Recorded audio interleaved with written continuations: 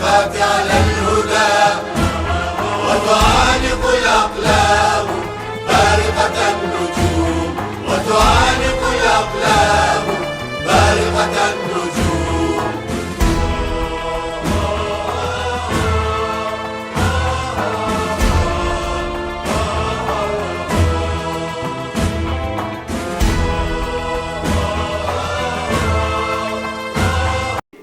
خير ما نبتدئ به حفلنا لهذا اليوم تلاوة من الذكر الحكيم يتلوها على مسامعنا الطالب عبد الله حاتم، فليتفضل مشكور.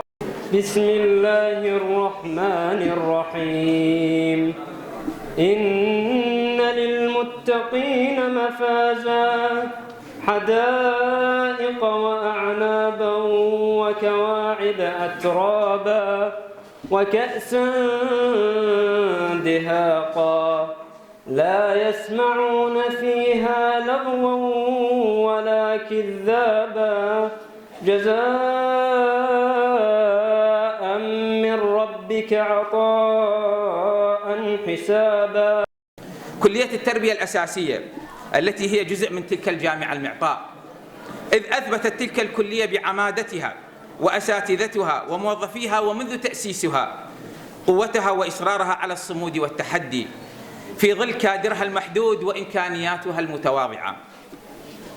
أما في مرحلة التهجير فقد بقيت الكلية تواصل عطائها العلمي والتحدي دون توقف على الرغم من الظروف الصعبة التي مر بها القضاء، فقد كان محاصرا من جميع الجهات.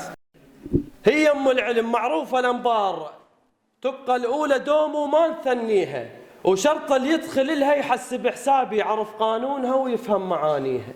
وترى الكلية أم وربة أجيال، واجب نحترم ونقبل يديها، وكون اللي يجي إلها بباله أهداف مو شغلة مزاج بكيف يقضيها. خل قرايتك مثل الصلاة والصوم واحسبها فرض لازم تأديها.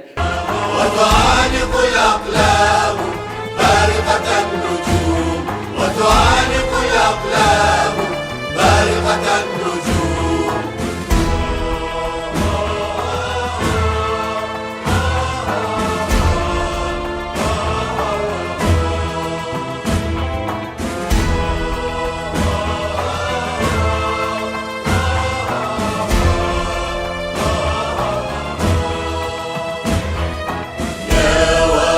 الأنبار في الميدان، يا وجه بدر الليلة الظلماء، قد وشحت حلل الجمال برودا.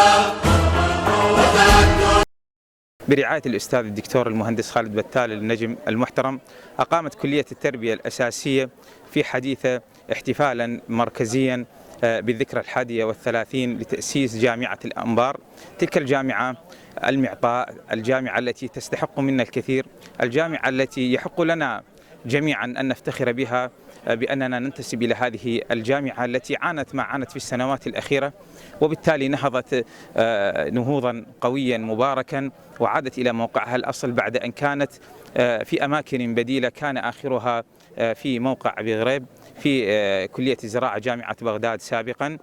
تقيم كلية التربية الأساسية حديث جامعة الأنبار الاحتفال بالذكرى 31 لتأسيس جامعة الأنبار، هذه الجامعة المعطاء التي خرجت العديد من الأجيال، وها هي اليوم تحتفل بهذه الذكرى الميمونة.